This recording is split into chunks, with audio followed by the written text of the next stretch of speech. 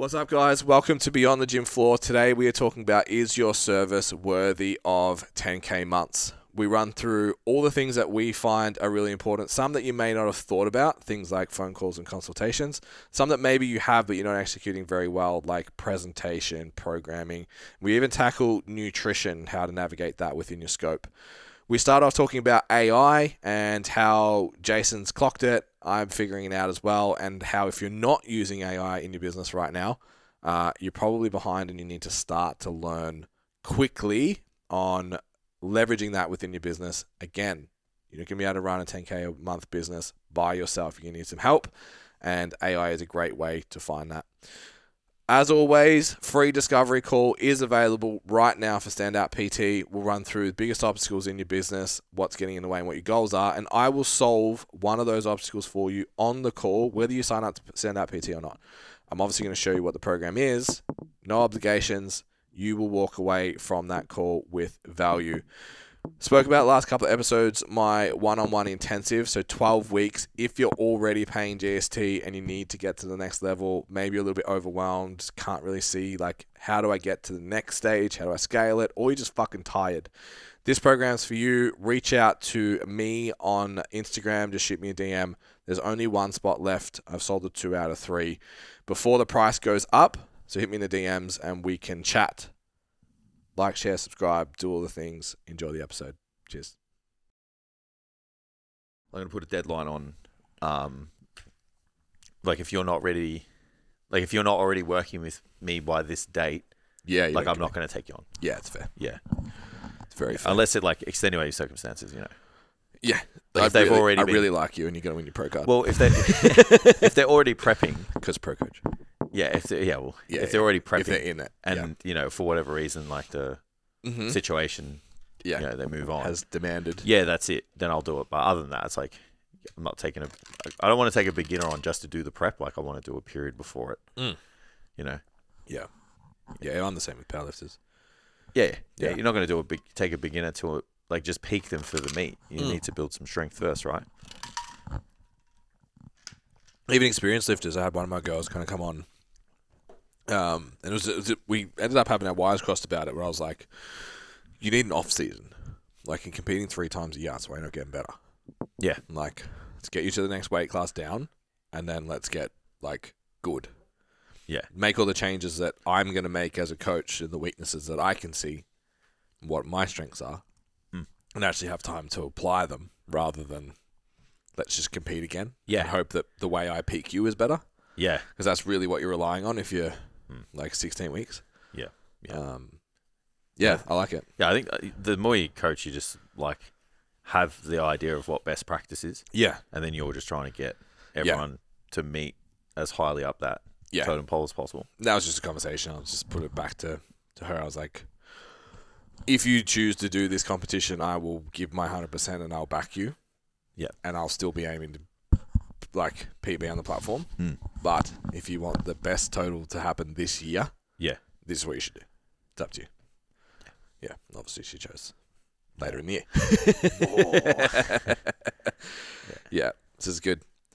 What was your review of Elijah Land, sir? Yeah, good, bro. The first birthday. Hot. Can't control that, though. Yeah, it wasn't too bad, actually.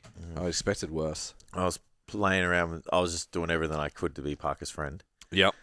So once I got a little whiff that I could be his friend. Yeah. You're mine, kid. That's why it was hot for you, because you were fucking. I was running around throwing balls of shit. Yeah, we're playing together. Yeah, we're playing together. Yeah, I didn't play outside until there was a sprinkler. Yeah, so it was fun. Yeah, it was good, man. It was good. Everyone got into the. I was impressed. Impressed. So we did Elijah Land because my son is obsessed with reasonably hard dance music, EDM. From a young age, to the point where, so the backdrop we had over the grazing table for the neons. My mother-in-law was like, "Who's this party for again?" Kind of having a bit of a stab that Ben's taking control of this party. I'm like, I'm not. Yeah. I've never been to a festival. This is not my scene. Yeah. My kid crawls to the speaker and goes off when it hits. So yeah, it was fun. It was it's great. I think everyone getting into the face painting and shit. Yeah. Was I think that. Yeah. pushed it a little bit more. Yeah, absolutely. It's good. Yeah, we went to the supermarket on the way home, and Steph's like, "Oh, you can't get out." And I was like, "What do you mean?" She's like, "You get fucking face painted." I'm like, "I don't give a fuck." It's like I couldn't give a fuck. Yeah, it wasn't like your outfit was outrageous either, but who cares if it was? Nah. And then like the face paint matched the outfit. Yeah. So they would have had like, not that I care, but they would have been like, "Oh, it's matched. Like he's been from something." Yeah. Yeah, it's not like I just got up in the morning and just put fucking glitter and paint on my face. Yeah. Yeah. But yeah, it came together well. I was happy with the event. Fuck, good. I'm tired though. Yeah, It's like not having a weekend and then humans. Yeah. Having parties, man. You got to set up and clean. I was thinking about it when I was doing it. I was like, "Fuck, Jason did Christmas." Yeah, and I know, Amy's gonna be like, "So we could host Christmas. Like we had 40 people here for Mark. It's too far, babe. Yeah, too far. Yeah. No one's gonna come to Gisborne. It's too far. We do like 2 or 3 events a year. Yeah, but we bought the house for it, so it's hard sometimes because I'm real like, if it's too much effort, I don't want to do it. Yeah, like I'm at that stage in my life. Yeah, where just once the work week ends, I'm just like, I just want to do nothing for a bit. Yeah, I have to be totally honest. My input was, this is what it's gonna be. Yeah, and then feedback throughout. That was it. Okay.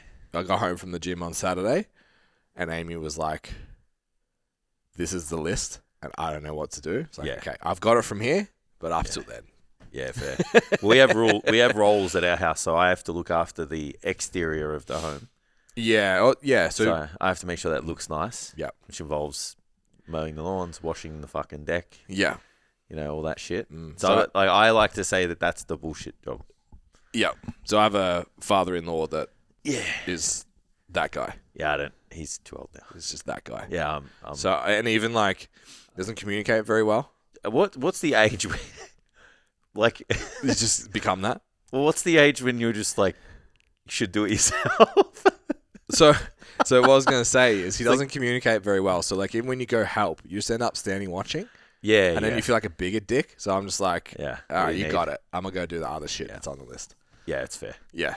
Yeah, I don't have anyone like that. Yeah, I think he thinks I'm just a fucking useless keyboard warrior. Like, I'm sure of it. He 100% thinks that. And he thinks he's more of a man than you are. He absolutely 100%. Yeah. Yeah, there's not a doubt. Yeah. Yeah, like George, even though like now he's old and he's not as strong, like I know he just looks at me like, you fucking useless. You can't look after my fucking daughter. It's like, you don't even know how to fucking build or whatever. It's like, just base, I want to do it. Yeah, exactly. Yeah. It's very interesting. It's like, wait, you can't build an extension on your own house? Yeah. No, bro. Yeah. Yeah. Yeah. Yeah. I know where I came from. I got some respect when we landscaped the yard together. Because it's just carried the 3-meter plank. Well, I just like didn't stop the whole time. Yeah. So I knew that, I knew, because I was like, this guy thinks. And I'm like, I know a thing or two, bro. Yeah. I just refuse. Yeah. Yeah, so, and then obviously we nearly fucking punched on the last day. So we were both just tired. It's like, I'm fucking sick of your shit. But I said to Steph, I'm like, I got his respect that day. Yeah. Because you stood up to him? Yeah. Yeah. And like, just, that's it. Just how long into the relationship do you have to be confident enough to like challenge family? In a long time, I think. I reckon. Yeah. It took me. I reckon it's 10 years. Oh, bro, I easily took 10. I took 10 years of just getting bullied by my father-in-law. Just like he would just hang it on me all the time. Yeah. Or he would just like tell me what to do and shit, and I'm just like, yep, okay, yep. I think if it was at Amy, like 6 months, I'm coming for you. Yeah, Don't speak to her like that. But if it's me, I'm like, I'll just eat it. Yeah, it's fine. Yeah, I ate it until one day I was just like, you know what? Yeah, I'm gonna stand up. Or like if you like, but it's never been like animosity for us. Yeah. Like he's just the way he's just an old European, bro. Yeah. It wasn't an argument to him. It was just conversation. Yeah, they're just set in their ways. He just like now he'll just say shit, and I'm like, can't fucking say that, bro. And he's like, yeah, I can. I'm like, no, you can't. Yeah. I'm like, if you leave this house and you talk like that, I'm like, I don't want to be around you. Yeah, like, can't say that, bro. And my nana was the same. Yeah, just like used to say shit. And my uncle is the same. Yeah, like they're just just say some things they shouldn't. It's wild boys. Yeah, from a different time. Just stuck in their ways. Different time. Yeah. So it's like, we don't use those words anymore, bro. Yeah, you can't. Fuck. I wonder if we're that already. Nah. 35, not yet. Progressive. We're on the internet too much. Nah, we have a lot more. Yeah. Yeah. We have a lot more awareness. I feel like if you're not on the internet, you would. Yeah. Yeah. I feel like if you don't run a business. 18-year-old Ben and 35-year-old Ben have very different filters because I'm exposed to a lot more on the internet. I think if you don't run a business, you don't have that like social responsibility element to your life. True. You can say what it fucking so I've got some. Yeah. I'm not gonna. There's some people I know. Yeah. Who speak in a way where I was like, I would never. Unless never. Like it would be like this room and like it would be soundproof.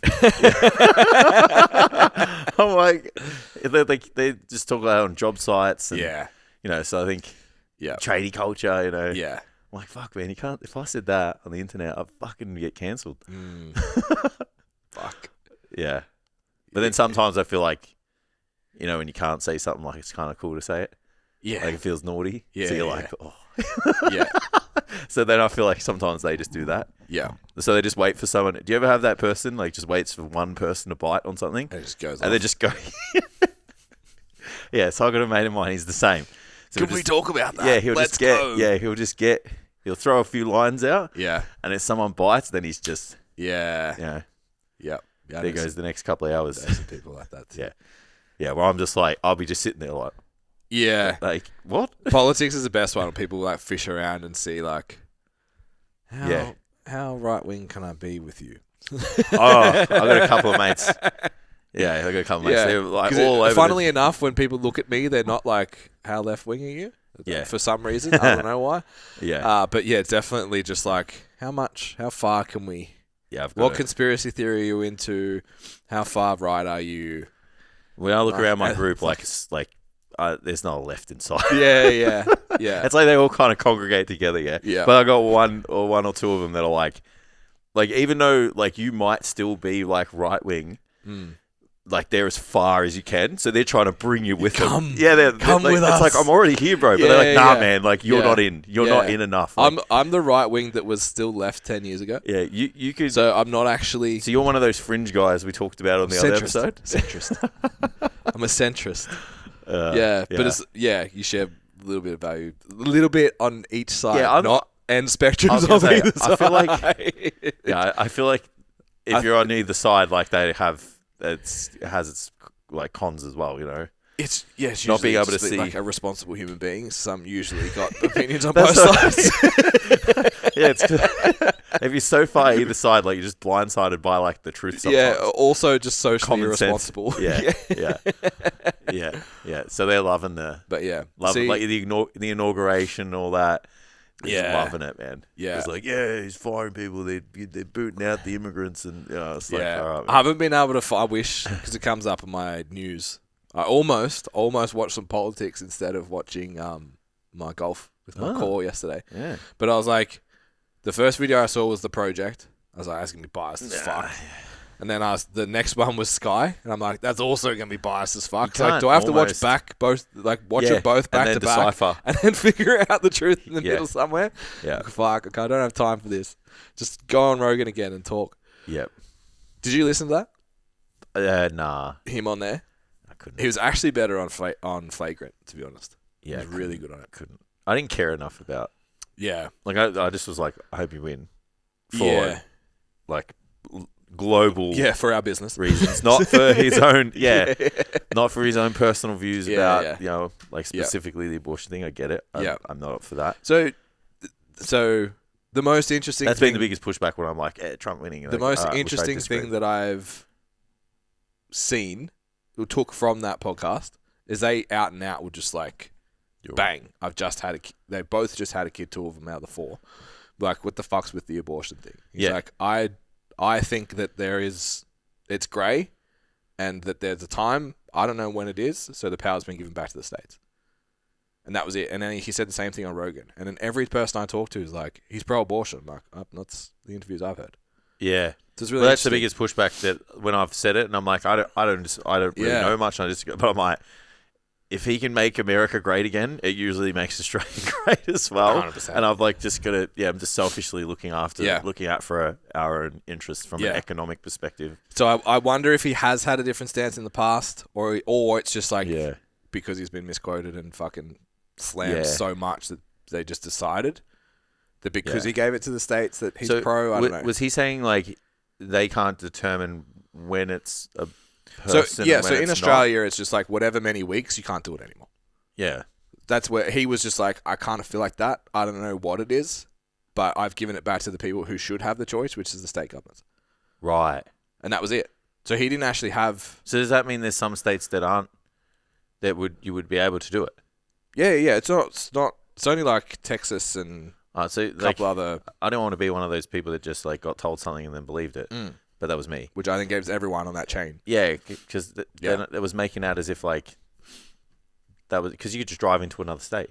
Not saying you could just like that's still if you are limited in resources, that becomes very challenging. Absolutely, but effectively not trying to throw off. Yeah, in a country that's like the medical system isn't supported anyway. Yeah, like rough. I don't think it's like it's not like you go to another state and it costs more money. You just have to have the means to be able to get into state. Yeah. Do you know what I only just found out? Thank you for segueing away from that very quickly. Yeah, thanks, bro. Got you, bro. You know what I also found out is just like hours before the inauguration of the new president, the current president at the time just sends off like a bunch of like basically get out of jail free cards. Yeah. And just like sends out pardons to all of the people that he cares about. Yeah. So that they can't get incriminated even in the future. For the things that they've done up until that point. And it can even be not even when they were in at the time. Yeah. So then I'm like, if you accept that, it doesn't matter if you can't get in trouble. Like you're a scumbag. Like you done something wrong. You've broken the law, right? Yeah. Like that's the way I thought of it. I was like, if someone accepts this pardon, they're accepting that they've broken the law and they shouldn't have done what they did. So yeah, you don't go to jail, but it's like if you're still in politics at the time, like I don't believe a fucking like not that you should, but it's like I wouldn't believe a word that you say to me. Wait, so you're saying that the person that's been pardoned is in politics? No, yeah, like if you accept the pardon, you're accepting guilt. Yeah, okay, gotcha. Yeah, like if you, then I'm like, well, all these people are like still in politics, yeah. Yeah, gotcha. So then it's like, they're pardoning politicians. Got it. What are you gonna do next? Yeah, you know. Yeah. It's interesting. Yeah. And it's like usually all their buddies. Of course. So even like apparently last time Trump was in, like he just like sent a bunch of pardons out to his business I think buddies. he did all the people that raided the White House and shit. Yeah. I only saw the heading. So I think it was some of those people, and then I think it was some people who like big business stuff got done for like things that they shouldn't. I don't want to say things. They're going to fund his campaign probably. Well, I don't want to say anything that's factually incorrect, but I'm pretty sure. Like, so it basically we actually have no idea. Just so you know.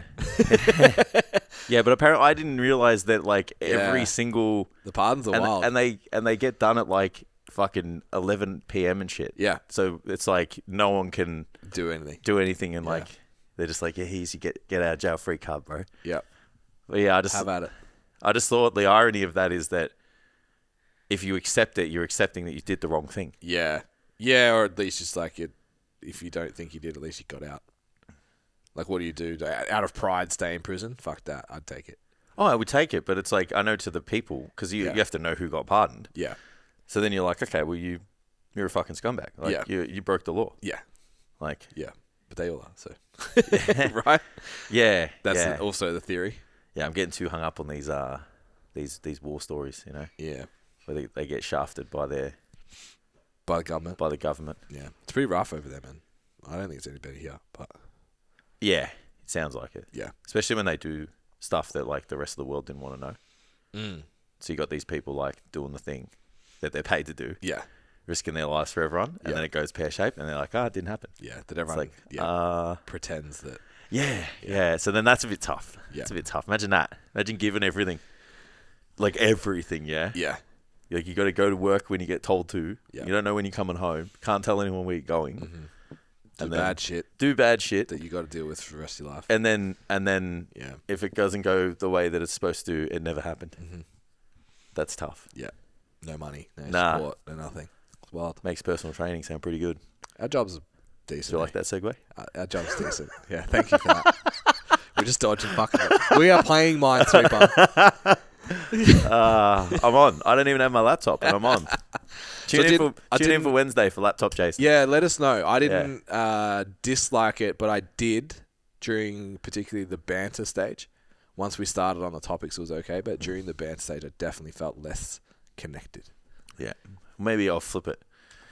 The hardest part is maybe it's on the table. Well, the hardest part is like I wanted to get into the content much quicker, and you just fucking weren't letting me. Shut the fuck up. I had that coffee. I shouldn't have. You just like weren't letting me. There's not a chance. Like I wasn't even the host for most of the episode. Came in hot. There will be no value today. Hey, the baguette strong was value. Yeah. I'm about it. Yeah. Make bent over rows great again. Everyone put bent over rows in your clients' programs again. Yeah, absolutely. Stop fucking around. Yeah, bent over rows and dips. Chest dips. That's the first. I had dips in my program for like 9 months. Dips are good, man. Yeah. Yeah. I remember when I used to just like shoulder health. remember when we used to just like hang as much weight. Yeah. Like I think there's a video I've got. Like I don't know, like form is up for question. But it was like what 2 or 3 25s. Yeah. Yeah. I mean, my humerus is like this long, so. I think I did 40, but I was like 65 kilos, 70 kilos. Yeah. It's like... What, that doesn't count? 100 kilo dips. Yeah, it's just like someone doing that. My body weight now, like I still do 100 kilo dips, but I'm 85 kilos. Yeah. Yeah, it feels. Yeah. Dips are good. Do you load your chins? Or you don't do them really? I don't, yeah, I actually have an idea. I was thinking about doing a little pull-up challenge. Ooh. Across the brand. Ooh. I got an idea. I'll be in that. Start reading my shoulder. Yeah, I've been paying attention on social media. Yeah. Got some strategies I think we could do. Just for fun. Yeah. So, but then build the key. Can reinforce the branding and message. Yeah. We've got a cage rack at Body Blitz that has adjustable width handles. Oh, yeah. Notches, and they spin. Yeah. So at the bottom. Big fan. Nice overhand grip. Pull up, supinate to neutral grip. Oh, it's delightful. That would make you stronger, right? Delightful. Like that torque? I think it's just like more. You would it's get a favorable mechanical advantage. You would get more reps out than like your standard. Yeah, so not it wouldn't make you stronger. It's a mechanical advantage to use that. Yeah, because yeah. So kind of saying the same thing, but different ways. Yeah. Interpreting them differently. Yeah. You could lift more weight doing it that way. You could do more reps. Yes. So it's more anabolic. Yes. Yeah. Fuck, man. I tell you what. And you can also do it for more than 1 week because your shoulders aren't fucked. Yeah. I some of the comments on the tube are wild about training. Yeah. Tell me. Of like on us or on... No. Just in general of understanding. Like the side raise video. Yeah. So this guy was like, if you lean, you get more time. I saw that. If you lean, you get more time and attention. I was like, oh, that's really interesting. Do you want to care to elaborate on that? Yeah. I was like, what do you mean? No, you don't. But like, how? How are you increasing the time? Yeah. Yeah. Even I saw some really interesting explanation on that as well. It's just like tension. Oh, let's not do this. Talk about something else. Yeah. Also, but it's like lifting slower isn't actually the goal. The goal is to lift a heavy weight as fast as possible. Correct. Because it's so like... if your time under tension is you go just the slowest rate possible. It doesn't matter whether you're leaning. Yeah. And it's like, well, tension's related to force, and force is related to mass time. Yeah. It's speed, and speed is good. Mass times acceleration is force. Yeah. So it's like you're starting at speed, and then you're putting weight. So you're not supposed to go slow. It's just that the heavy weight makes something slow, but you're trying to do it as fast as you can. Yeah. So I was like, when he explained it like that, and then he had a video of that cyclist. Have you seen that guy? He can do like 200 kilo Bulgarian split squats and shit. Lordy. Bro, his legs are fucking insane. Yeah. Looks like one of those bulls, bro. Yep. And then he's just like, oh, imagine how big this dude would get if he slowed his movements down, like just as a joke. It's got him like sprinting on the bike as fast as possible, and he's doing these 200 kilo split squats. I have to send it to you. I swear I've sent it to you. That's wild. Yeah, and it's like he's just going down and going up, right? Yeah. It's just like the movement's slow because there's 200 kilos on there. Yeah. He's not purposely trying to go slow. So do you think there's any validity in different muscle groups being trained at different speeds? So like the hamstring being predominantly fast twitch, so you should train explosively? I don't know enough. I've never really investigated. I don't think that matters anyway. Yeah, so I think it might have been Liana, all training on the weekend. Or, I don't know who it was. Someone was like, slow your negative down on a hamstring exercise. Might have been Mimi. Yep. Doing a standing hamstring curl and was like, slow down. And I was like, I never train, even with an eccentric, I never slow my hamstring work down. RDLs, so I don't die. Oh, well, RDLs, the emphasis is the eccentric, and like right? if you go fast, you snap. So it's like, I don't. But any kind of like curl variation, 45s, hip thrusts, it's always as fast as I can. And I don't know if that's programmed from deadlifts where there's no eccentric. Yeah. And I'm missing out, or that's just I've found that to like to train the hamstring. Yeah. It's interesting. Yeah, I don't know. I don't think fiber type composition matters. Because you'll just train a rep range and a loading capacity to a certain sufficient of effort and get the recruitment you need, and that should be enough over time if you progress it. Yeah. But I could be wrong. It's interesting. No? I'll have and to, then like even ask AI. Even tension wise. Yeah. Like as long as the rep cadence is kind of somewhere in between that 2 to 8 seconds per rep. Yeah, mine's probably a little statistics. Mine's a little faster than that, probably, I reckon. What, the whole rep? Yeah, pretty fast. No. Especially like maybe 2 seconds. The whole rep I'm talking about, though. You're talking like lifting it and lowering it. There's no way. Let's have a look. It's not going to take less than 2 seconds. Let's have a look. So yeah, I think my understanding is that if it's still within that 2 to 8 second window, like that's going to be the most favorable to create a stimulus for growth. But even then, there would still be a response either side of that 2 to 8 seconds. It just wouldn't be as great. You know what I mean? Yeah. It's like dead on 2 seconds. Yeah. Well, there you go. You're good. Yeah. Yeah. Yeah. So but there's still early in the set, so it would slow down after. There would still be like benefit either side. It's just like the ceiling's lower. Yeah. Because the one side, it's too fast. So like it's not heavy enough. Yeah, force velocity relationship. Yeah. So the force production it could be better. Yeah, which is never going to be a problem because those exercises I'm going to take to fail. Well, the amount of tension it could be greater, and then you produce more force as a result of that. And then on the other side, if it's too slow, then like you're not activating those high threshold motor units because they don't have to. Correct. So you just got to be in there. Yeah, and I think if you're below the 2 second mark, so that's what I'm saying. I would take all of those isolation hamstring exercises basically to failure because I know I can. Yeah, with so then little cost. So they're going to slow down over the set. I was just about to say, they're not all 1 second. Correct. Some of them aren't. Yeah, and they're going to be the last 5 that are stimulatory. Correct. Are going to be the most stimulating, we'll call them. Yeah. Yeah. So there it's you interesting. Completed it. Clocked it. Oops. Train your hamstrings fast. until pop. Twang. Maybe that's why. No I haven't. Way. Touch wood. I always train my hamstrings with like real meticulous control. Because I've had the graft. Because I had the graft taken out. Yeah. Like just feels so weird. Yeah. Even to this day. It's been 10 years. Yeah, it's since I had the operation. Yeah, more, 12. So I want to be careful with the next thing I'm going to talk about. We're going to talk about AI. It's been a little while. Because you've clocked it. Oh, man. So I did something yesterday that it actually really impressed me and frightened me at the same time. But there's still the caveat of you have to know what you're doing. Oh, absolutely. So, shout out to Laura, our favourite physio, online appointments, stcfit.com, online physio. Go check it out. Mm-hmm. Couldn't get in to see her. Yep. Couldn't get into an online appointment for a couple of weeks. Been pretending that my hips are fine for like 3 weeks. They're not. They really hurt. Yeah. So like, I need to do something about this. And I was like, oh, fuck it. All right.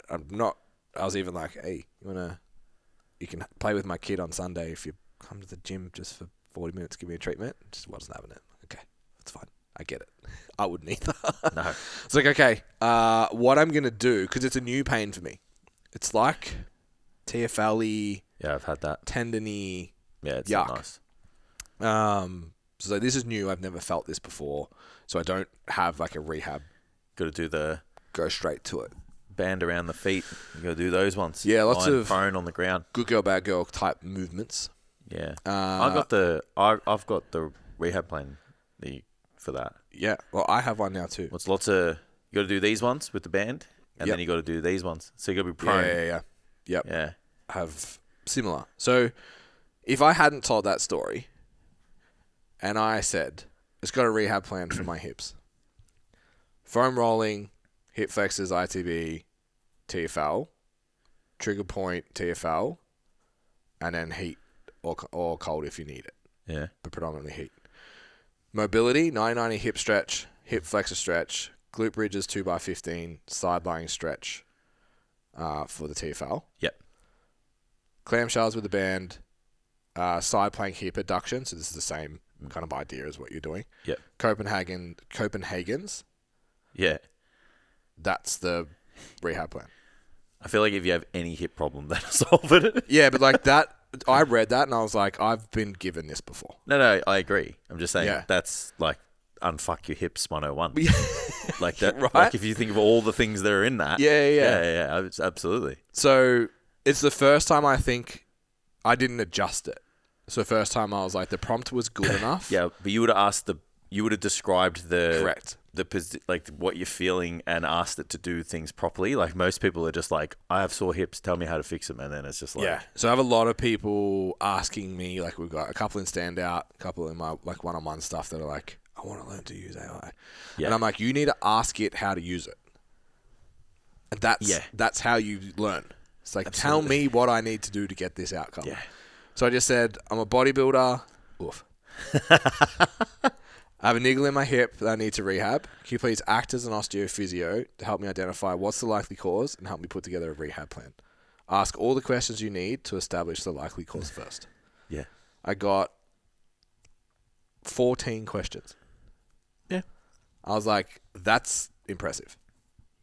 But the problem, I think, is I was able to say, the pain's TFL, it feels like this, it aches here, it's stabby here. You have the knowledge to locate to do it where the problem is. Yeah, where most people obviously that step's going to be like, it hurts in my thigh. Like it's like or they just like ask you a general question which gets a really general answer. Yeah, and then they can't make anything of it. Yeah, so I think as a personal trainer, I wouldn't do this for my client. Oh, absolutely. Still now, absolutely, like no way. I know enough to be like, this will work for me. Yeah, because I've done most of these exercises before, and But I'm still going to go see an osteo on Monday. Yeah. But, I don't want... When I said we need to be careful, is like I don't want PTs to start doing rehab plans on fucking ChatGPT. Don't do that. No, if you don't know how to put one together, like, you should be getting them to see someone who can. Correct. Yeah. Because you're a highly skilled individual. So I've been broken a long time. Yeah. You're a master in the craft of being broken. Yeah. Where an inexperienced, and like those movements, an inexperienced personal trainer, one doesn't know those movements, doesn't know what they do, doesn't know what tissue they're supposed to interact with. Yeah. When you put 250 kilos on your total in powerlifting in 4 years, you know what pain is. Yeah. Your boy's broken. Boy hurts. Yeah. Yeah. But it was the first time that I was like, the way I prompted that was perfect. The answers I got were perfect. Yeah. And I can walk away. All I did was it had the foam rolling second. I was like, that doesn't make sense. Yeah. Like I should do the foam rolling first. Yeah. And that was it. You still got to know what you're looking for. I watched the running video too, because they had the foam rolling videos on it. Oh, Durham. Yeah, I watched that last night too. Yeah, man. Good laugh. I fucking ran into Durham somewhere. We saw him. Oh, were you there? At the expo? No, I swear I ran into him somewhere else. Fucking best dude, man. Yeah. I'm going to get that video out again on Fit. Awesome guy. So, tell me last couple of days, you've gone Matrix on it. Yeah. What have you learnt? Oh, it's the what prompting. Do you see? It's the prompting, man. Yeah. Like you got to know how to prompt, and just like, even like I said to the guys in Standout, like you have to have like an ambition for, like you got to be very clear on what you're trying to get out of it. Yeah. And then once you're very clear on that and you're good at asking questions, like you can get stuff done in minutes. Yeah. Things that would take you hours, you can get done in minutes. Yeah. Well, the way I've started thinking about it is it's a VA with every skill set possible. But it's if you treat it like it's a VA, like it's a person. Yeah, you can't treat it like it's got initiative. Correct. Yeah, it's got no initiative. Yeah, so like we've got a VA coming on, and I'm going to say like, here's the reels that Tam made. Make them like that. Yeah. Here's the font, here's the colors, here's the logos. Yeah. This is what I want. I want the cuts to be similar. I want the style to be similar. All of it. Here you go. Here's the videos. Here's the go. Yeah. It's not going to be like, make me a reel. No. Because the VA is going to be like, what the fuck do you mean make you a reel? We did that last time too. Yes. Save all our problems, but we won't tell you what they are. Correct. So, chat's the same. Yeah. You have to explain it in a way that you explain it to a person who doesn't know, but they have the skill set to do it. Yeah. It should really remove the barrier for content creation for most people once they understand how to prompt it. I can do a week's worth of posting and getting the content and the structure. I can get it done in minutes. Yeah. But I have to you still have to do the legwork. I still got the schedule and we've still got the themes. Yeah.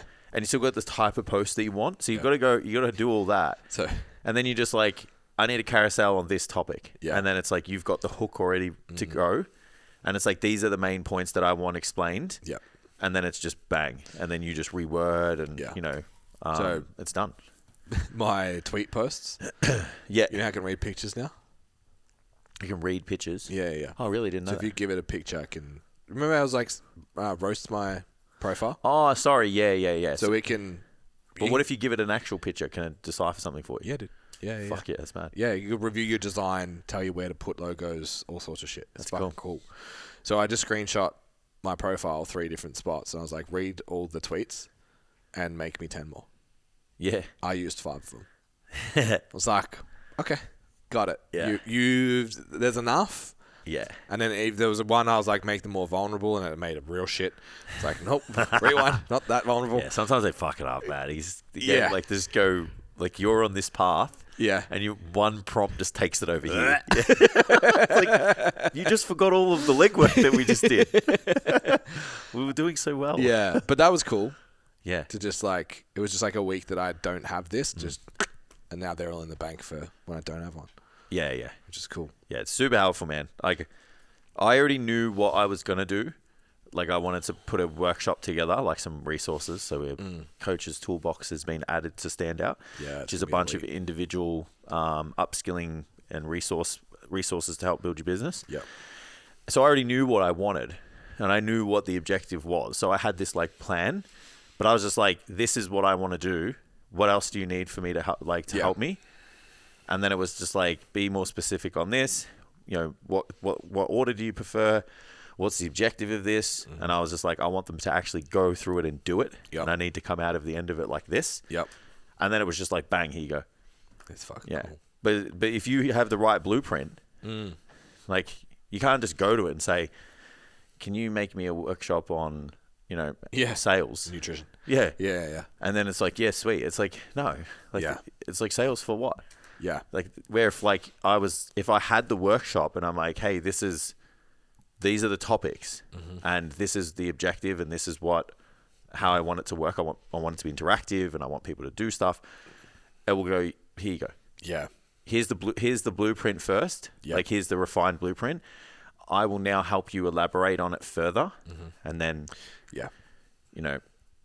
sometimes it doesn't always land and you're nah, and then you just change it. There's still you have to do the work. So you have to know the stuff. So don't think that you can just go and make something and just pretend it's good until you read it enough that it's yours. Yeah. You still have to know what you're doing and making AI match it up. It's just cutting the time down. Yeah, I think it's with the VA analogy. You have to know what you want to do. Absolutely. And like you said, we paid the VA not knowing. Yeah. And it's we need these 4 emails to do this specific thing. This is the content. Go build it and schedule it, please. It's not... Right, 4 emails for the campaign. No. because that's going to... If you gave that to a person, that makes no fucking sense. Yeah, my first emails, I was just like, write me these emails. And I was like, yeah. So bad. Yeah. So bad. But yeah, it's good, man. Like, it's... You got to get with it or you're going to get left behind. You have to, man, I think. There is going to be a time where we're going to have, like, a Jarvis, like Iron Man. Yeah. 100%. Yeah. We are literally, it'll either be in our phone or it's going to be in our glasses or it's going to be in our fucking head. Yeah. And we're just going to be like, hey, Jarvis, like, do this for me, or what's this, or how do I do this? And it's just going to be like, this is how. Yeah, fuck. It's 100% coming. Yeah. This is the start of it. Yeah. We have too much information. We have to log onto a website to do it now. Yeah. Eventually, it's just going to be on us. Yeah. Or in us.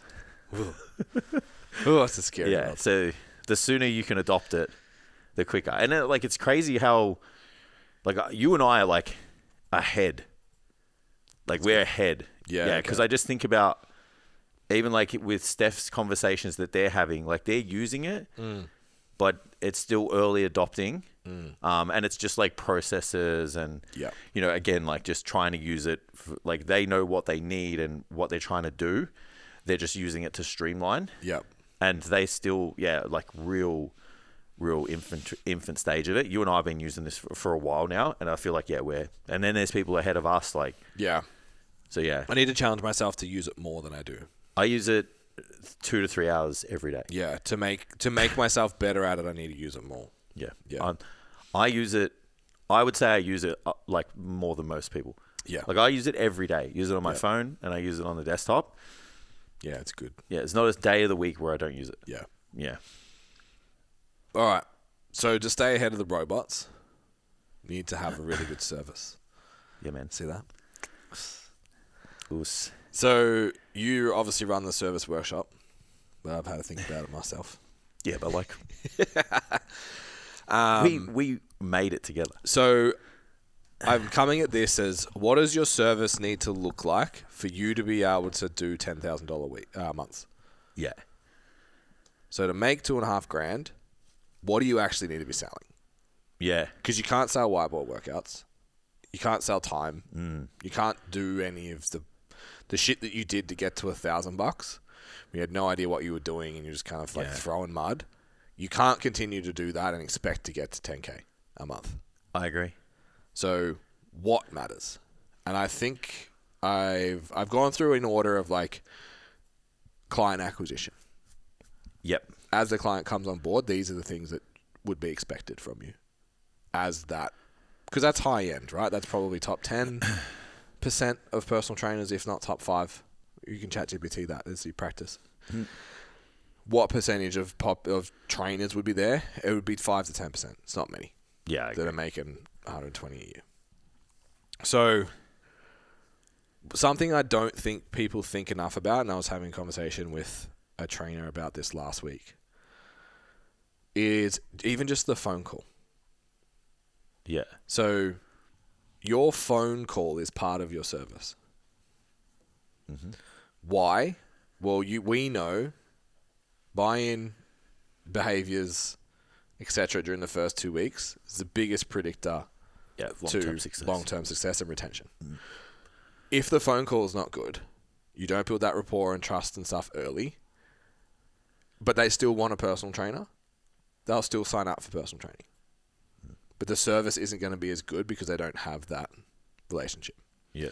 So thinking about making the phone call part of your service rather than part of your marketing, I think is really important.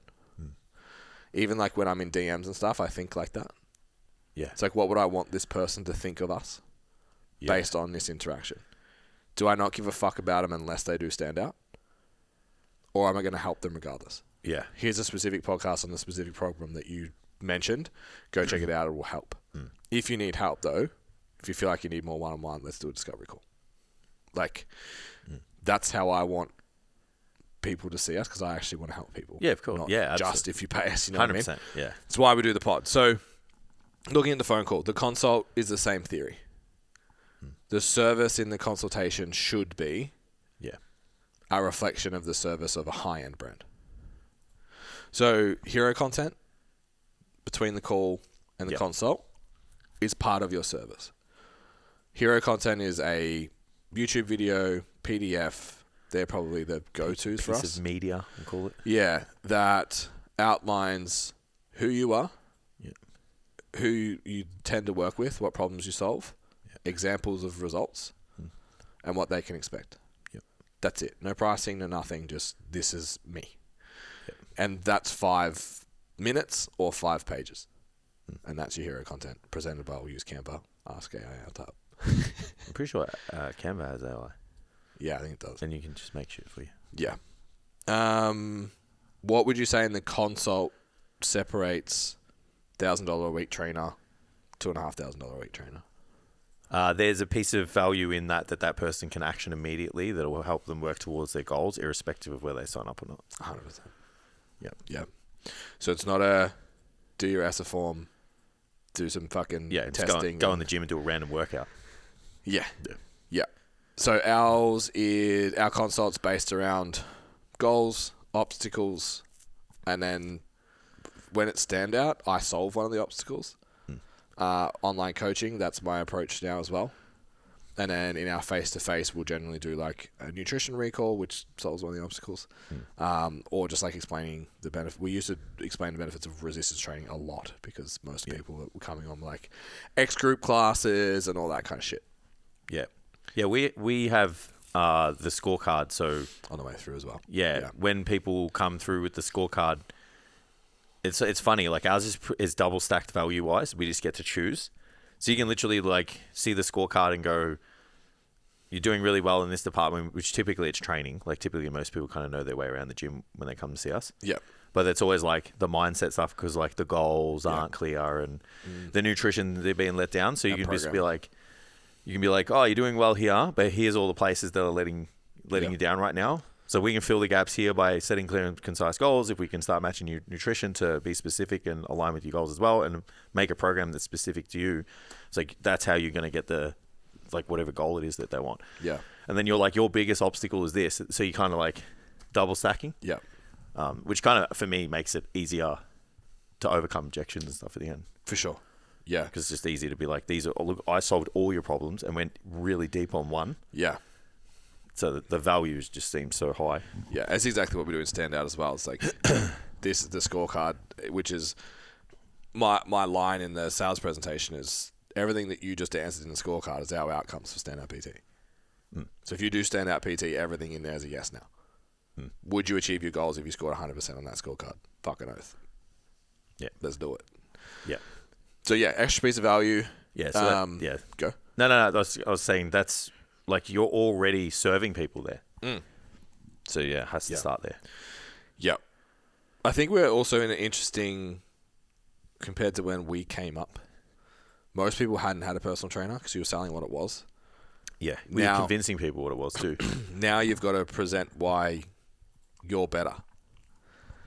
And most people you're convincing why it's going to work this time. Most people have had a negative experience with a personal trainer. So it's how do you separate yourself? The hero content, the value in a consult, the session. So that session, what separates someone service-wise in the WOW session, which is we do consult and then training session separate. What do you think separates a trainer there? Oh, that the workout's specific for the person's goals. That's all. That's like it. There has to be a time where you've deciphered like what this person wants, and got to know their limitations and capacities. Yeah. So that session is really specific for them. That falls in line with like that vision. Yeah. I think that's the thing. I think that's the key. Yeah, because then it makes the whole process easier. Like if someone's struggling to sell, it's like the person can't see you get the outcome, and it's because you've done this like really quick wishy-washy consult, and then you've gone into some really random workout that's just made someone really tired. Yeah, it's like I would be confused too about of like what I'm trying to expect out of this service. Yeah, I think the key for the WOW training session is being able to, if you have a good service, so you're confident. You're confident in your delivery of everything because your service is good. Yeah. So when you go out and train someone, you can say things like, so right now we're doing a front rack dump kettlebell squat. Yeah. I'm looking at how you're moving right now. I think like maybe 6 to 8 weeks will probably get you onto a barbell, and you mean that. And it's in your programming, and you know how to take the person from where they are to where they are, where they're going, because you're good technically, and you have the service in place that's going to facilitate that. The training sessions, the programming, the nutrition support, lifestyle support, all of that is there, and you're like, you will do this in that time frame. And when you come in with that kind of conviction and belief, they feel it. So the service is better than like just tweaking the squat. Yeah. Which I think is like low-level service. You're just fixing the technique. Yeah. And it's really hard to sell the vision when you're just working with these little bits in front of you.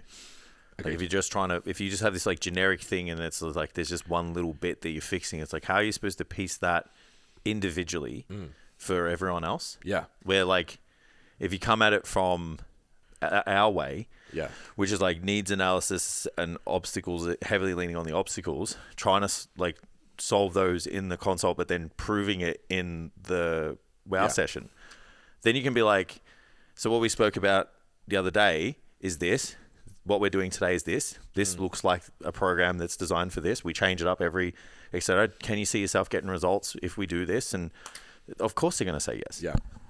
And it's like not only can they see it because it's better, but if they've had an experience with a trainer before, like it's so different that they're like, this has to work. Yeah, this is different. This is not the same. Yeah, absolutely. And that's it. You can sell exercise to $1,000 a week, maybe even $1,500 a week. You need more than that to get to 10K months. Yeah. Like there has to be. You can just sell sessions. There needs to be more substance. Absolutely. Yeah. You're not going to get recurring like. Going past $1,000 a week is like recurring income, like as in retention is more than 12, 16 weeks. Yeah. You're not going to get that with just selling training. Yeah. Like just selling 30-minute workouts. Yeah. Yeah. Yeah. So next I'm thinking about like onboarding someone. And one thing I do, it's actually usually in the consult, is set an end point that is whatever they present me as the goal, stretched and nailed to a timeline or like a specific outcome. Yeah. So if someone's like, I just want to lose like the last 5 kilos, which is common for me, or I want to get stronger, or I want my squat's not progressed or anything. I'm like, all right. So if you want to lose that last 5 kilos, you're in pretty decent shape now. Have you ever thought about doing a photo shoot? Oh, like I always thought that could be pretty cool. Yeah. All right, well, there's one in April. We got 12 weeks. Let's go. And they're like, fuck, okay. Every single time I've had someone sign up with that intent, insane results. Yep. And they're the ones that are like, made me believe in myself. You increased my confidence. I never knew I could do this. And I look so different. I've changed so much and blah, blah, blah. Because it's like you just put a little stretch on the goal. Yeah.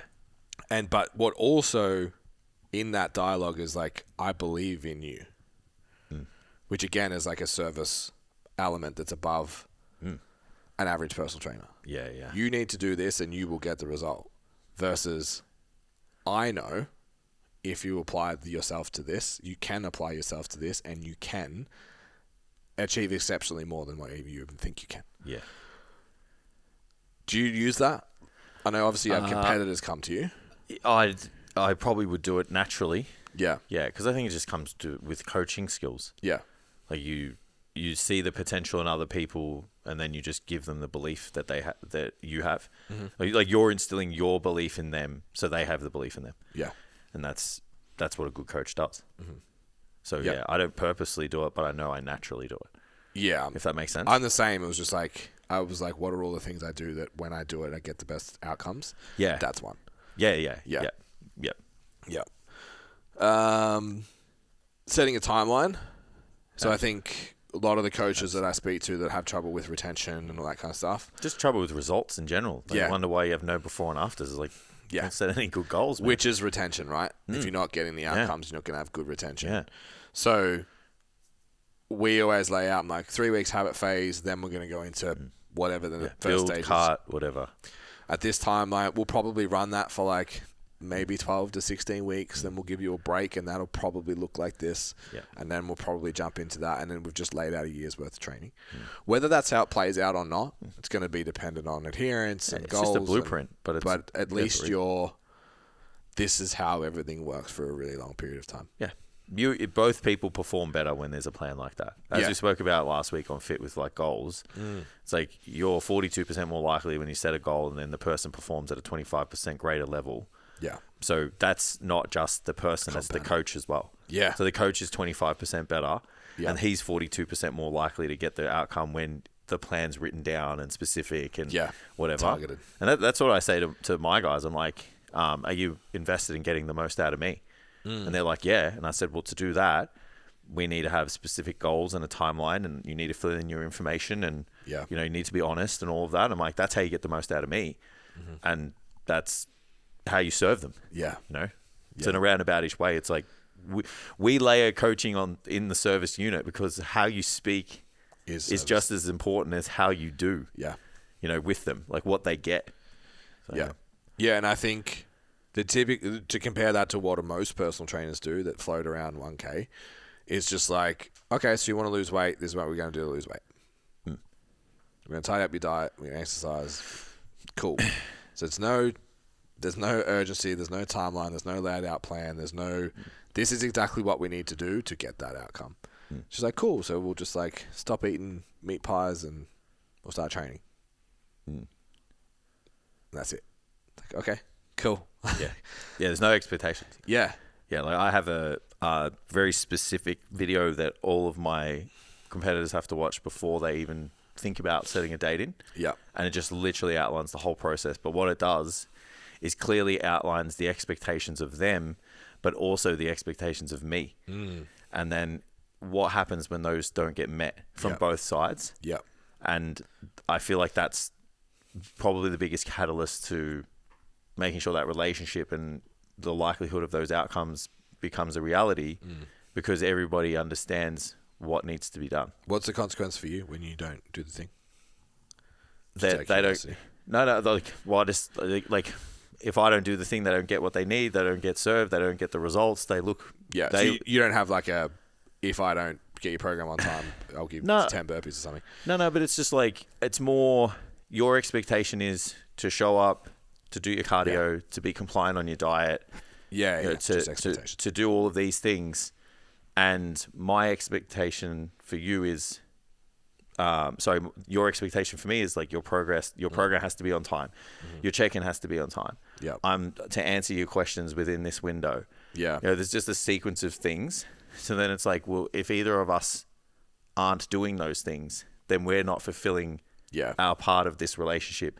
And then that's where problems arise. We're not getting the results that we want. We're getting frustrated. You know, we may not make the show. So it's more just showing them like, I'm not going to blame you if I don't show up. Yep. But if you don't show up for yourself and you try and blame it on me, I'm going to make sure you know about it. Yeah. You know, which happens in the past. Yeah. And that happens with everyone. Like, you don't want to be that, like, even the $1,000 a week trainer, when their client comes to them and says, I'm leaving or I'm not getting the results I want and I'm frustrated, if you haven't set everything up for success with like the timeline, the goals, etc., they have every right to call you out. 100%. Yeah. I made a mistake with the program earlier. I didn't review the stuff enough. Yeah. I was just like, she's on this, bang. Yeah. And got a reply that was like, this is not good enough. And I was like, you're right. It's fucking not. Yeah. Like, I love it when clients come back like that. Yeah. I had one that was like, I need a timeline. And I was like, you know what? I should have absolutely put you on a timeline for that cut. Yeah. So that's my fucking bad. Yeah. So I was like, it's in the planner now. Yeah. So now I go through everyone's planner and I'm like, is it up to date? Yeah. Yeah. Because sometimes but like, you still need a show, right? Yeah. So yeah. Yeah. Just wish that planner was less clunky. It could be better. The page sucks. It could it's the only one that it's laid out. It's great. It just doesn't respond the way I want it to. Yeah. It's wild that we still need to say this after 15 years. Every single client needs a fucking program. No. Absolutely. You're not getting to that level without it. Yeah. Unless you're just like the high five trainer, which has its fucking expiry date, and you're not charging enough. You're choosing your hard with that. 100%. Yeah. Like there's just so much guesswork and just so much variability. Yeah. Like how exhausting would it be to do 40 sessions in your clients that have a program? Yeah. Well, exhausting / boring. Yeah. Unfulfilling. But just like thinking, what are we going to do next? Yeah. For 40 sessions, fuck. Yeah. Well, they don't. They do the same fucking session. True. Yeah. They just like have, Monday's fucking this workout. Yeah, Tuesday's this workout. True. So it's like, yeah. And then again, like, they just leave themselves open for like more of those scenarios that have like high friction. Yeah. So, we're talking about like in Standout, like, just having that money conversation, right? So no one wants to have the like, I'm frustrated with your lack of results conversation. Yeah. From both sides. Yeah. So the client doesn't want to bring it up and the coach doesn't want to bring it up. But that, like, how awkward is it when you both know you need to have that chat, but no one has it? Yeah. So imagine operating in a way that increases the likelihood of that. Yeah. Fuck that, bro. Have your head down every session. Fuck that. Yeah. Trying to avoid conversations about their progress, just like gassing them up all the time, irrespective of whether they feel like it, whether they deserve it, because you're just trying to keep them happy so they stay. Yeah. Fuck, no way, bro. Yuck. Absolutely. Yeah. One of the things we get pushback on with the programming thing is like, yeah, but my client only trains when they're with me, or they only do like 2 sessions a week, or they miss sessions or whatever. Figure it out. Like, honestly, it's still better than having nothing. Yeah, like the amount of times I used to run this programming sequence, like A/B workouts. Yeah. So if they train with me once, they would say week 1 they do A. Yeah. Or say they train with me twice. They do A and they do B with me. They're expected to do A again. Yeah. By the end of the week. Yeah. So then when I see them next week, they do B and A. Yeah. Sometimes it was A, B, C, whatever. If you're expected to train 4 times a week, but sometimes you train 4 times a week, not always. Sometimes you travel for work, whatever. If there's variability in your adherence to show up, what's the minimum guaranteed?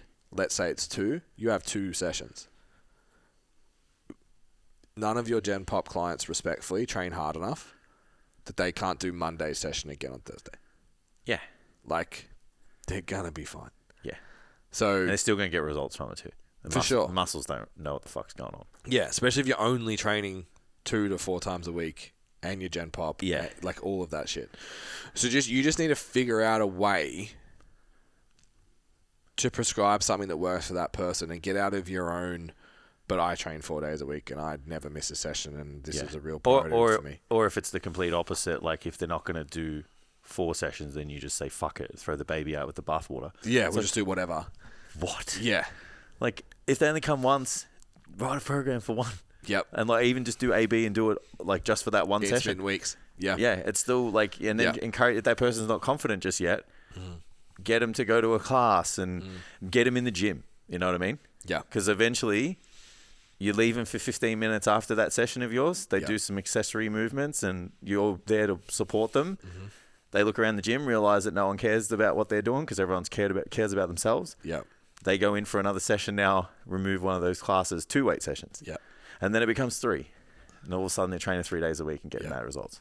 Yeah. But that only comes from your ability to see that play out. If you just set them up to fail, which is like just make workouts up on the spot. Yeah, what are they going to do when they come in by themselves? You're never going to give them an opportunity to go by themselves. But if they've got a program and you've ran through it with them a couple of times and you're like, I can leave you for this now because we've done this together for, not only take you like 15 minutes and I'll be just over here. Yeah. Like that's the gateway that we were talking about before. But you never get that opportunity if you just train someone with random shit and then they just leave as soon as you say goodbye. Yeah. So. Yeah, I think even worse if you, like you said, have some clients that you're committed to a program with and then others that you don't think are good enough. Yeah. Imagine being that client, man. Yeah, just like don't. You're not worthy of me writing a program. Yeah, if you're not all in, like, fuck yeah. Yeah. And yes, those clients take more time, but it's your job, man. Yeah, that's what you signed up for. Yeah. Like, I feel like people forget that one of the biggest roles of a personal trainer is, like, to motivate and guide people. To go to the gym. Yeah. Yeah, well, it's like to motivate and guide them. It's like literally like one of the main roles we have. Yeah. So it's like if you're not motivated and you're not, like, you don't know what to do, like, I'm not going to do my job. Yeah. But I'm only going to do it for the ones that are motivated. Already motivated. Yeah. Fuck. It's like you're actually you're responsible to help them get there. Yeah. Is to make them show up more often and give them. You just want to work with the end product instead. Yeah. Yeah. Yeah. It's crazy, right? Anyway. So this one might be a little more controversial.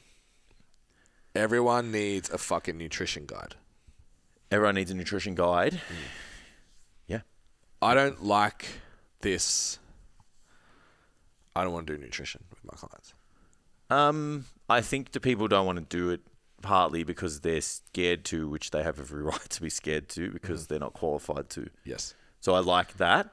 I feel like it'd be nice to see some form of like universal foundational guide that someone brings out for everyone. Yep.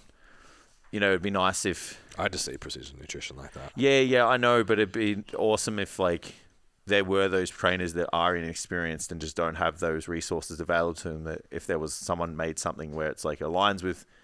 It's like the training version of the healthy eating guidelines. Yeah. So they can just be like, read this. Yeah. You know? Yeah. Which like we have... It's honestly, it's the healthy eating guidelines with more protein. Like... Yeah, absolutely. Yeah. Yeah. So I can see people's pushback to not wanting to do nutrition. Yeah. But, yes. But you're willing to go to a technique workshop. Yeah, that's still within the main scope of your job, though. I agree. Yeah. But the healthy eating guidelines is in your Cert 4. Yeah, healthy eating guidelines is. Yeah. But that's not nutrition. Like, coaching. No, and I'm not saying that's why it says guide. Yeah. It's not nutrition coaching. But trainers will just say, I don't talk to my clients about nutrition. Oh, well, then that's not. Do you know what I mean? Yeah, that's not where I was going with that. I was more going down the route of like, you don't need to set macros and calories and all that stuff. You need a guide to help someone eat better. Yeah. Because if everything we went over in the STC Fit episode comes out Wednesday, tune in.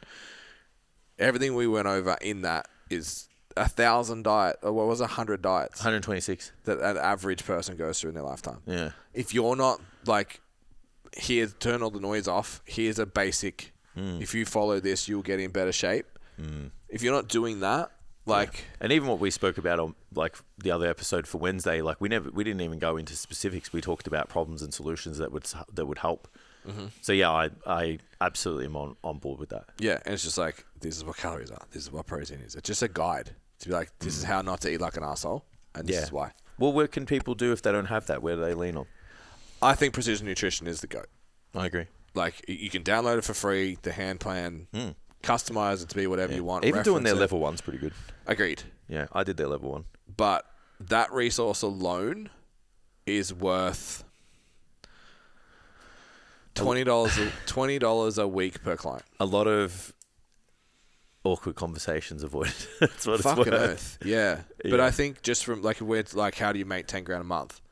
You have to give nutrition advice to sell at a premium rate, because you have to have the runs on the board, and the runs on the board is fat loss. And if you're not talking about nutrition, you're not getting it. And I don't care if you're working in a health club, if you're not working in an S&C gym, and I would fucking argue there too, if you're not getting visible transformations, it's going to be hard work. Yeah. Well, yeah. What would you say? What would you say the percentage of the market just want to look better? What would you say the percentage of the market is? 80? That say they want to look better? No, that actually do. 80%. And then the other 20 is like, you know, performance. Well, it's like performance-based, S&C. I would say I'm being generous at 80. Yeah. So how many, you've told this story before, what percentage of your footballers who are TAC Cup level looking to get into the AFL doing their... still want to do bicep curls? Yeah, well, they were just training like bodybuilders instead of doing... That's why I left. Yeah. It was just so unfulfilling because they wouldn't listen. Yeah. I mean, granted, at the time I was a young kid and they were just like a bit older than me, so, you know... Fuck off. Yeah, like, fuck do you know? But yeah, I was just like, this is shit. Yeah. So then, like, I see it in powerlifting all the time. Yeah. Clients that'll come to me that are like only interested in powerlifting. Yeah. They're just like, no, I'm not really fussed about aesthetics that much. Like, I just want to be strong. And it's like, cool. So we need to do a cut. So then we can kind of eat into comp, for lack of a better term. We don't have to worry about weight. You're at the top of your weight class. We need to build some muscle, get stronger. Yeah. Let's do a cut. Let's see where things are at. All of a sudden. Yeah. The selfies are up every day. Yeah. Look at this progress. Look at this progress. Like, Yeah. You do. Yeah. So having at least a fundamental nutrition guide that stays inside your scope. Yeah. Which in my experience is usually just means borrowing it from someone else, which would be the Precision Nutrition Hand Plan. We used it in the gym for 5 years, longer, Forever. and got insane results with it. I think we won 8 challenges in a row. Yeah. Just using that without ever prescribing a macro. Yeah. So you must have it. Face-to-face, keys to a good session. Start the session with rapport. Jump into the check-in. So you need to have a check-in process. Whether that's a physical form, my advice would be if you have a training app, you have the check-in form on it. They either do it before the session or they fill it out in their rest periods for the first half of the session. Yeah. Then you review it. Or you just have that set of questions that you ask first session every week. Yeah, I like that. I like the logging it to have the data, but... Yeah, I know what you mean. I like the latter one as well, though. I feel like it leads for a really good interactive session. I feel like it gives the most value for the client. Because that's where the biggest gap is for me with the coaches that are confused about what they do. Yeah, am I like a hybrid coach? Am I this? Am I that? And like we fell into the trap too. If you want your face-to-face to be your face-to-face should be the most valuable thing. It's your time and energy. Yeah, like, you have the to be in most the of place. it. The most of it, right? So then you need to make that the most valuable for that person who's occupying that. Yep. So doing that verbal check-in and having that conversation for me makes that the most valuable for that person. Yeah. So when you go to online you have it. It's like I just fill a form in now. And I get a reply back via video. Yeah. Like it's a very distinct difference gap. Yeah. Where if someone does the form, but they still are in the session, and then you go to push them online, they're like, but I already get that. Yeah. So like, why am I only paying like $20 difference when I can just have you for $20 more? Yeah. You know, so that's where I like that idea of just... I like it for the habit formation of getting... If your goal is... So if you're at capacity, your goal is to move online, remove yourself from that as much as possible. Yeah, you want to be able to say you're already doing it, and you don't need me to watch you train anymore. I like the idea of metrics being entered. I like the idea of feedback being discussed verbally. Yeah, I agree. Yeah, so even if you just like... even if the check-in... Because like, you know how ours reports nutrition and body weight and whatever. So if they're actively doing it, like they'll literally just have to press a button. Yeah. So then you look at the check-in, but then you go, so tell me about your training. Tell me about your nutrition. What was your greatest victory this week? Yeah. You know, where do you need help and support with for the week ahead? Like we did that all of the time. Yeah. Like that's literally what we did as part of the session. It's like surely the proof's in the pudding, right? Yeah. Got good results. Retention was high. We were really fulfilled with our job. Yeah. Like they seen it really valuable because the retention. Not an issue. Retention was high. Yeah. Like there's just something too. I feel like we're just losing the coaching, the in-the-person interaction because we're leaning on technology too much. Like we're leaning on technology in the way that I don't think we can get replaced by AI. Yeah. And it's relationship-based, communication-based. Yeah. But like if you lean too far into technology and replace the communication side of things, you're going to people are going to see you as surplus requirements. Yeah. And I know you would experience the same thing.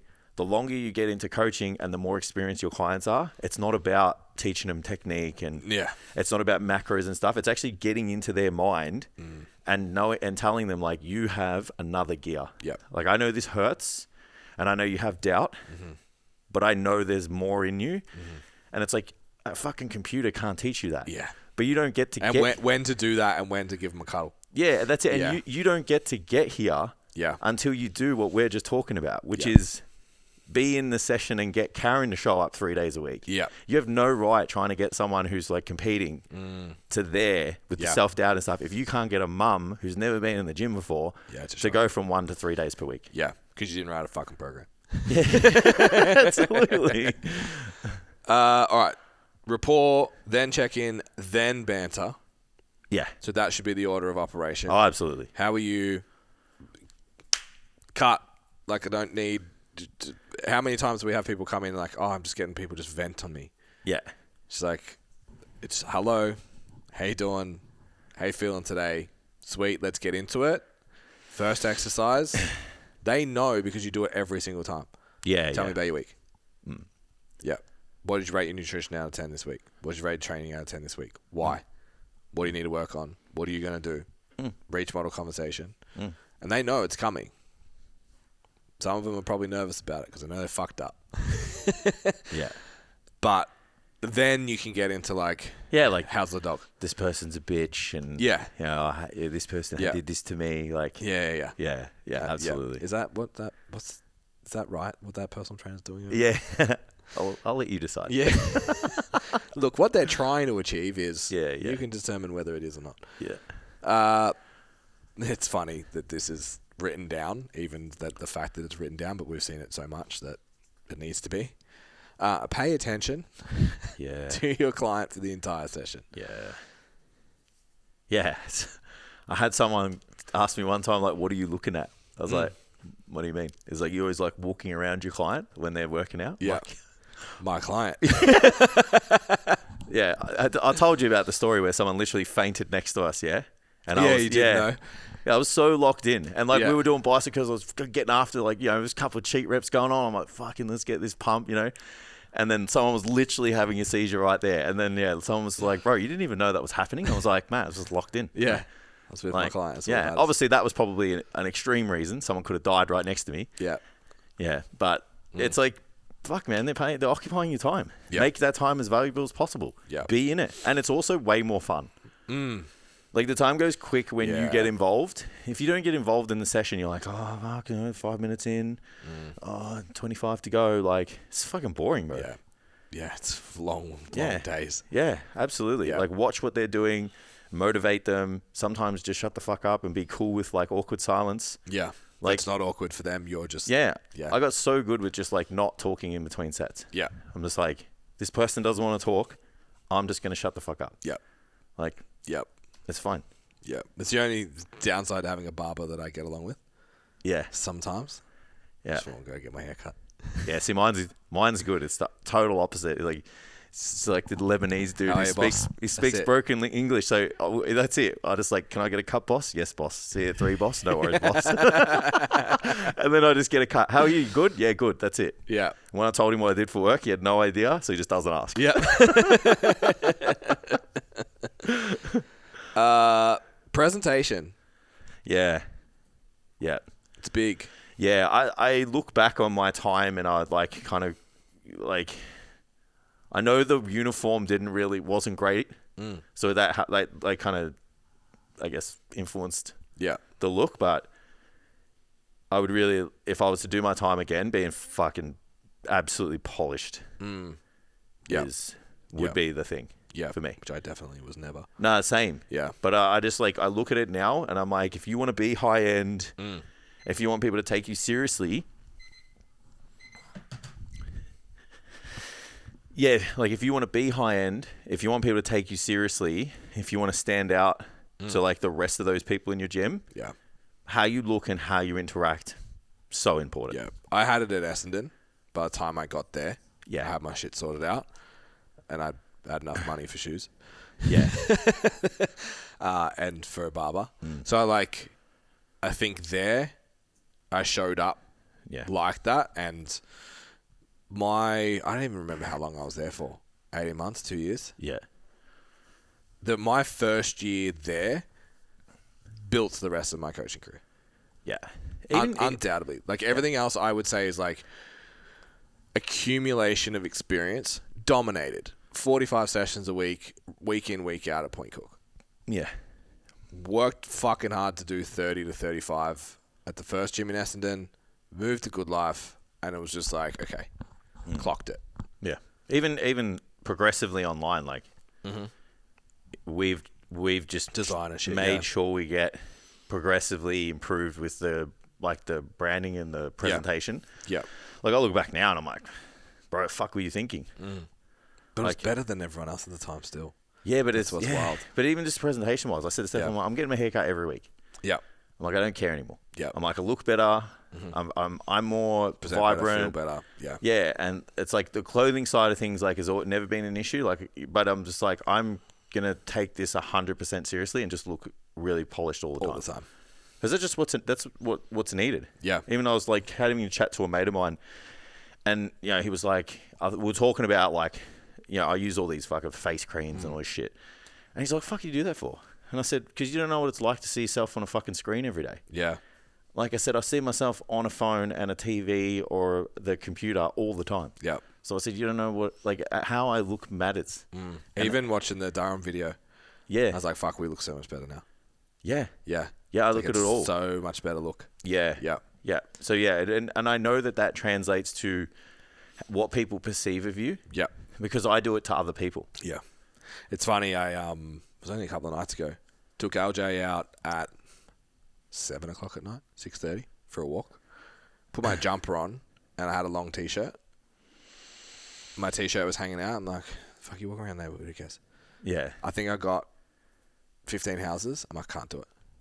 Stopped, locked the pram, tucked my shirt in, and kept going. Yeah. It was just like, this is an identity thing now. Yeah. And that's not acceptable. Yeah. It's that, and that's a big shift for me because it's like, yeah, okay, don't really give a fuck. Yeah. That's why I'm always happy to be overdressed because it's just for me morally. I'm like, I'd rather be overdressed than under. 100%. Yeah. So it doesn't matter. Like I'm that person, and I'm happy to stick with it. Yeah. So if I come and it's like, I'm a little bit overdone, it's like, so what? Yeah, I'd rather be overdone than underdone. Agreed. Because like the connotations that come with being dressed up are, compared to being underdressed, drastically different. Yeah. And I choose not to have people think of me this way. And that's what we spoke about with like the branding and your marketing. You get to choose how people think of you. Yes. But what you act and what you say and what you look like dictates that. Yeah. So have a think about it. Don't just let it happen. Don't just wake up 30 minutes before your session, jump into your shoes and go out the door and look like you just got out of bed. Yep. Like you can't expect someone to invest hundreds of dollars a week in you if you're not even putting in the effort to show up for yourself and them. Yep. This makes it's not fair. Yep. Yeah. It's a big part of service. Yeah. Big part. I forgot that the thing's gone off. I just remembered. Yeah, so I'm like, this is now part 2. Yeah, we've got it. No, it's fine. It's like, we'll literally do a part 2 on this because I still have like 5 points. Yeah. We'll just make more bands next week. Yeah. But yeah, because I don't want to. There's heaps of shit that still really fucking matters to come. So tune in for next week to unpack the service more. Yeah. But what we went through today, start thinking of your sales process. What I didn't put on here is content.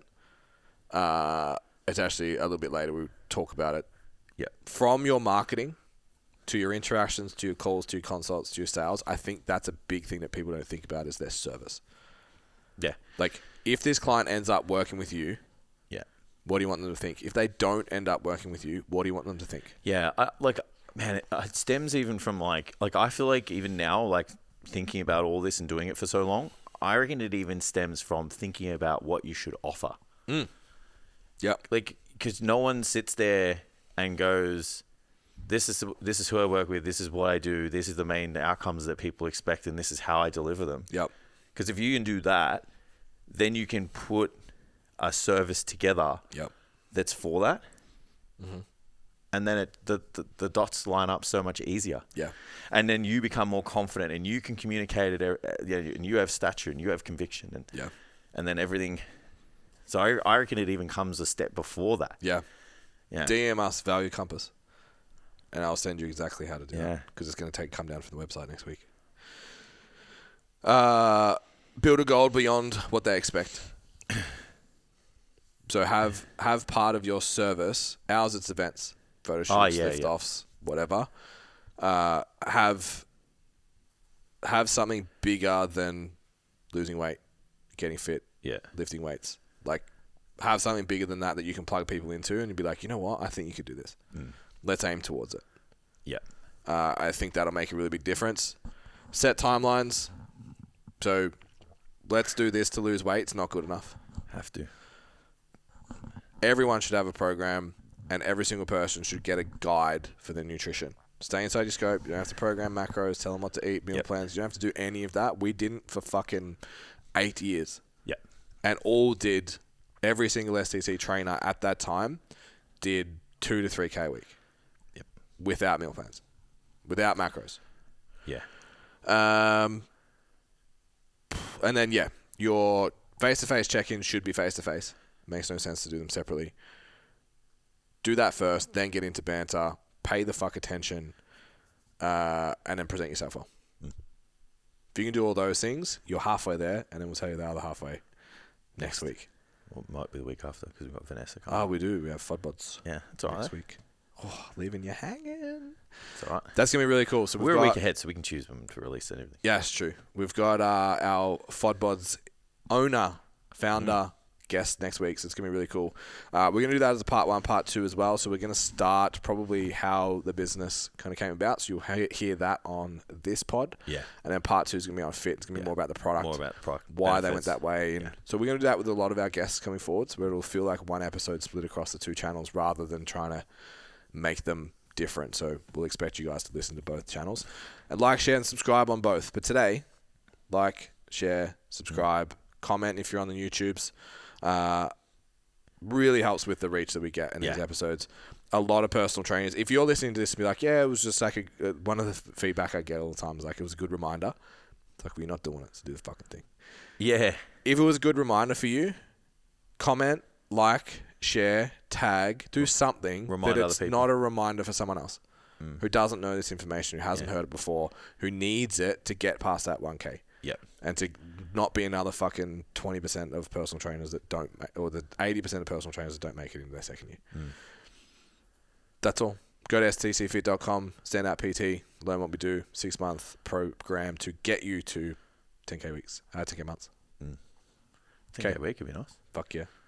Yeah. Okay, thanks, bye.